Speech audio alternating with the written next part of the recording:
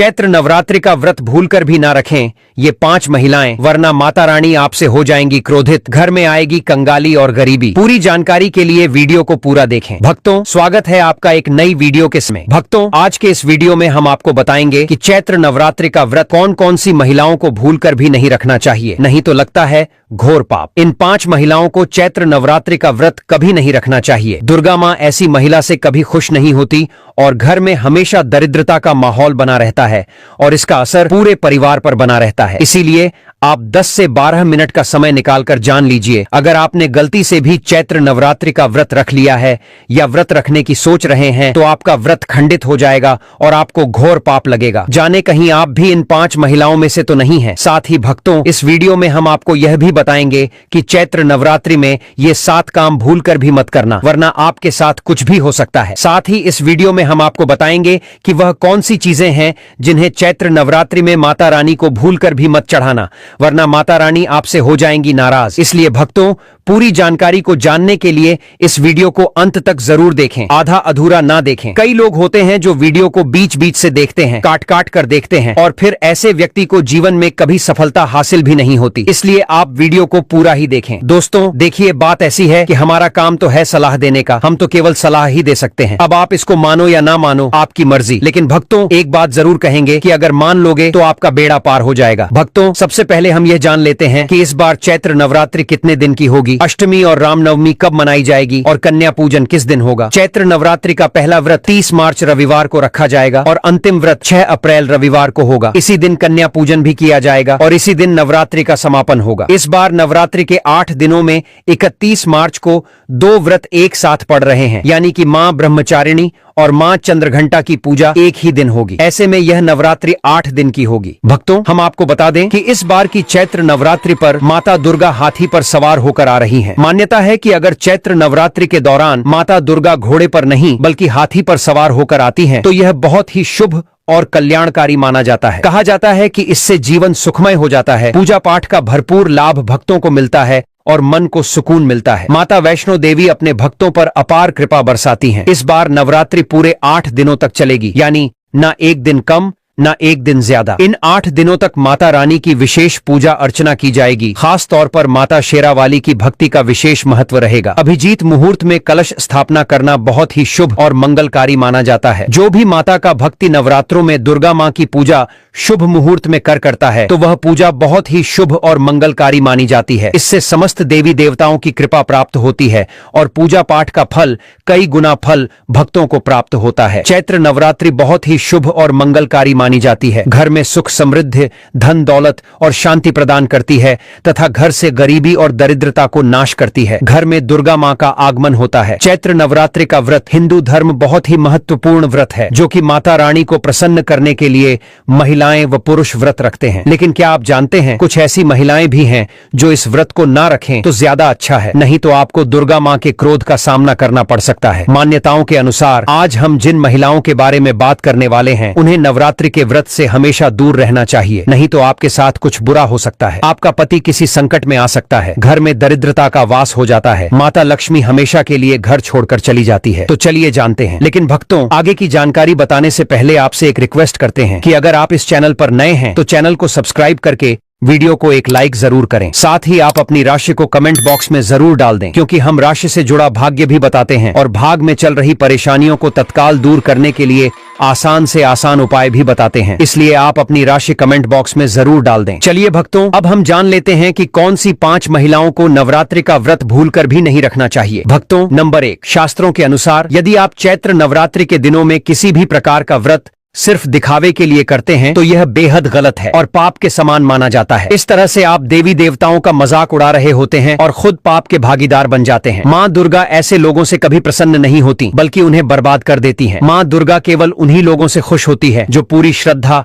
और सच्चे दिल से पूजा करते हैं, शास्त्रों का पालन करते हैं और व्रत को पूरी निष्ठा से निभाते हैं। पूजा का उद्देश्य दिखावा नहीं बल्कि सच्ची भक्ति और समर्पण होना चाहिए, तभी माँ दुर्गा की कृपा मिलती है। भक्तों, नंबर 2, चरित्रहीन महिलाओं को चैत्र नवरात्रि का व्रत कभी नहीं रखना चाहिए और यह बात उन चरित्रहीन पुरुषों पर भी लागू होती है जो जगह जगह मुंह मारते रहते हैं। जब शरीर की पवित्रता व्यक्ति की खत्म हो जाती है तब वह पापी भी कहलाता है। इसीलिए आपकी पूजा कभी सफल नहीं हो सकती। यह व्रत आप कभी न रखें। भक्तों, नंबर 3, तलाकशुदा महिला। शास्त्रों के अनुसार जो महिला या पुरुष तलाकशुदा है तो वे लोग चैत्र नवरात्रि का व्रत कभी न रखें। ऐसा करने से माँ दुर्गा कभी खुश नहीं होती। आपकी जानकारी के लिए बता दें, शादी 2 दिलों का बंधन है जिसके बंधन में आजीवन रहना होता है, न कि अलग अलग। दुर्गा माँ टूटे हुए जोड़े को कभी स्वीकार नहीं करती। टूटे हुए जोड़े का व्रत रखना, पूजा पाठ करना शुभ नहीं माना जाता है, बल्कि दुर्गा माँ तब प्रसन्न होती हैं जब पति पत्नी बंधन में हो। खास तौर से अगर पति पत्नी अगर साथ में व्रत रखें तो दुर्गा माँ सबसे अधिक प्रसन्न होती हैं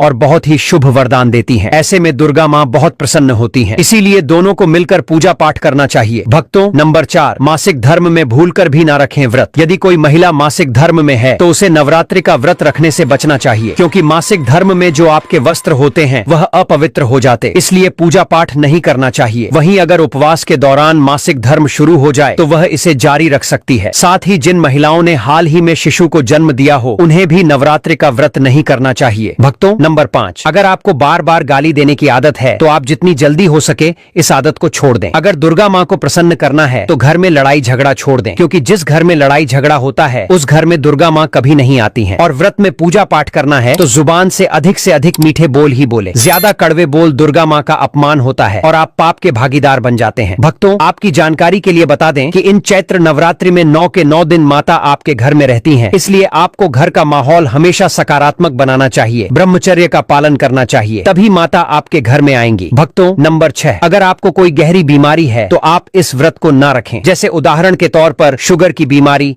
दिल की बीमारी, हार्ट अटैक, शरीर में कमजोरी होना, चक्कर आना, बीपी का बढ़ जाना, शरीर में दर्द होना, तो आप यह व्रत कभी ना रखें, नहीं तो आपके साथ कुछ भी हो सकता है, इसीलिए सावधान रहें। नंबर 7, जो महिलाएं अपने पति का अपमान करती हैं वे व्रत ना ही रखें तो अच्छा है, क्योंकि ऐसी महिलाओं की पूजा माँ दुर्गा कभी स्वीकार नहीं करती, बल्कि घोर पाप लगता है। नवरात्रि के दौरान ब्रह्मचर्य का पालन करना चाहिए। इन 9 दिनों में काले कपड़े पहनने से बचना चाहिए। साथ ही व्रत रखने वालों को दिन में सोने से परहेज करना चाहिए। इन बातों का पालन करने से सकारात्मक ऊर्जा प्राप्त होती है और माँ दुर्गा की कृपा बनी रहती है। भक्तों, आगे की जानकारी बताने से पहले आपसे एक रिक्वेस्ट करते हैं कि अगर आप इस चैनल पर नए हैं तो चैनल को सब्सक्राइब करके वीडियो को एक लाइक जरूर करें। साथ ही भक्तों, सच्ची श्रद्धा से कमेंट बॉक्स में लिखें जय मां लक्ष्मी। मां लक्ष्मी के लिए एक लाइक तो बनता है। भक्तों, अब बात करते हैं दुर्गा माँ को नवरात्रि में कौन सी चीजें चढ़ाना चाहिए और कौन सी चीजें भूलकर भी नहीं चढ़ाना चाहिए। भक्तों, भूलकर भी दुर्गा माँ को यह चीज कभी अर्पित मत करना, नहीं तो सारी जिंदगी बर्बाद रहोगे, जिंदगी भर रोने के सिवा कुछ नहीं मिलेगा। भक्तों, नंबर 1, नारियल। हिंदू धर्म में नारियल को सुख, समृद्धि, धन, श्रद्धा और सम्मान का सूचक माना जाता है। नारियल को श्रीफल भी कहा जाता है। नारियल का हर मांगलिक कार्य में विशेष महत्व होता है। भक्तों, जैसे कि हम सभी जानते हैं कि दुर्गा माँ के कई मंदिरों में नारियल से बलि भी दी जाती है और दुर्गा माँ के पूजन में नारियल का इस्तेमाल हम सभी करते हैं। खासकर कलश की स्थापना नारियल रखकर ही की जाती है। दुर्गा माँ के पूजन में हम नारियल इस्तेमाल करते समय कुछ गलतियां कर बैठते हैं। नारियल कई प्रकार के होते हैं, एक हरा, दूसरा सूखा, जिसके अंदर पानी होता है। जिस नारियल के अंदर पानी होता है, मां रानी के पूजन में सदैव पानी वाला और जटा वाला नारियल ही अर्पित करें। कलश स्थापना में सबूत नारियल होना चाहिए। नारियल चटका हुआ या टूटा हुआ नहीं होना चाहिए, क्योंकि सबूत नारियल ही पूर्ण और पवित्रता का प्रतीक होता है। सबूत नारियल ही सुख समृद्धि का प्रतीक होता है। सबूत नारियल को ही श्रीफल यानी कि मां लक्ष्मी का फल कहा जाता है। चैत्र नवरात्रों में दुर्गा मां के कलश की स्थापना करते समय जटा वाला और पानी वाला नारियल ही कलश पर स्थापित करना चाहिए। साथ ही यह ध्यान रखना चाहिए कि नारियल को सदैव कलश के नीचे लेटाकर रखना चाहिए। घट स्थापना यानी कलश स्थापना करते समय कभी भी नारियल को खड़ा करके नहीं रखा जाता। नारियल को सदैव लेटाकर ही कलश के ऊपर रखा जाता है। साथ ही नारियल को स्थापित करने से पहले आप नारियल को लाल कपड़े में लपेटकर आप नारियल को कलश के ऊपर स्थापित करें। शास्त्रों के अनुसार कलश के ऊपर जब सही तरीके से नारियल रखा जाता है और सही प्रकार का नारियल रखा जाता है, तभी ही व्रत और पूजन का पूर्ण फल प्राप्त होता है। यह भी ध्यान रहे कि महिलाएं दुर्गा मां को नारियल अर्पित तो कर सकती हैं, लेकिन कभी भी दुर्गा मां के सामने नारियल को भूलकर भी न तोड़े, क्योंकि नारियल बीज रूप होता है, यानी कि नारियल में बीज होता है और स्त्रियां बीज रूप से ही शिशु को जन्म देती हैं। इसीलिए कभी भी महिलाओं को नारियल नहीं तोड़ना चाहिए। भक्तों, नंबर 2, लौंग। लौंग हम सभी दुर्गा मां के पूजा में इस्तेमाल करते हैं, लेकिन लौंग का इस्तेमाल करते समय एक बहुत बड़ी गलती कर बैठते हैं। हमेशा ध्यान रखना चाहिए कि दुर्गा मां को सदैव लौंग के साथ इलायची भी अर्पित करना चाहिए। लौंग के साथ घी चढ़ाने से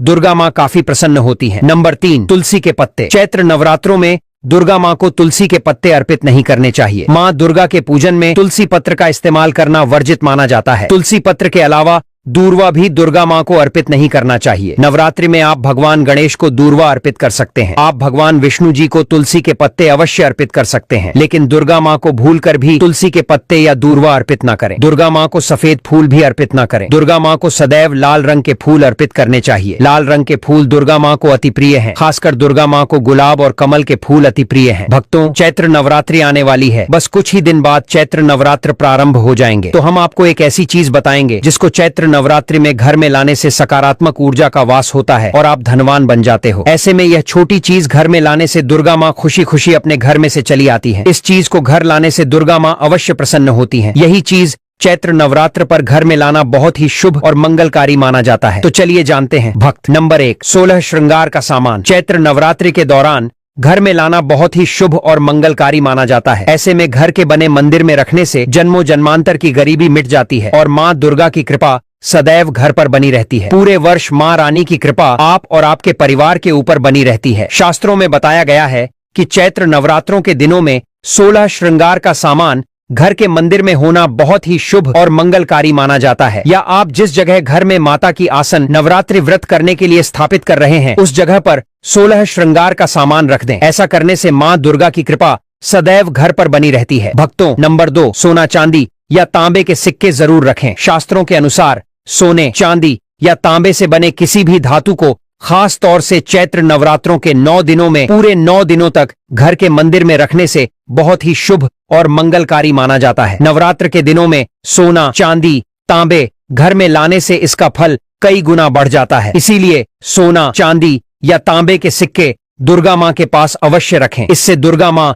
बहुत प्रसन्न होती हैं। भक्तों, नंबर 3, शंख और गंगा जल। धर्मशास्त्रों के अनुसार चैत्र नवरात्रों के अवसर पर शंख घर में जरूर लेकर आएं। माना जाता है कि जिस घर के मंदिर में शंख नहीं होता तो वहां पर देवी देवता कभी वास नहीं करते। शंख का सनातन धर्म में बहुत ही बड़ा महत्व होता है। नियमित शंख को बजाने पर कई गुना सकारात्मक ऊर्जा प्राप्त होती है और नकारात्मकता ऊर्जा को नष्ट करती है। धन की देवी माँ लक्ष्मी अति प्रसन्न होती हैं। वही धर्मशास्त्रों के अनुसार जिस घर के मंदिर में गंगा जल नहीं होता तो वह घर अपवित्र माना जाता है। गंगा जल मंदिर में अवश्य रखा होना चाहिए। यदि आप घर में गंगा जल लाने में असमर्थ हैं तो अपने आसपास किसी पवित्र स्थान, किसी तीर्थ स्थान का पानी लाकर घर में रखें। भक्तों, नंबर 4, मोरपंख। चैत्र नवरात्रों में मां सरस्वती का प्रिय मोरपंख घर लाकर घर के मंदिर में रखने से कई सारे फायदे हैं। खास तौर से चैत्र नवरात्रों के दिनों में मंदिर में मोरपंख जरूर रखें। ऐसा करने से मां दुर्गा बहुत प्रसन्न होती हैं। भक्तों, अब हम जानते हैं नवरात्रों के दौरान हमें क्या नहीं खाना चाहिए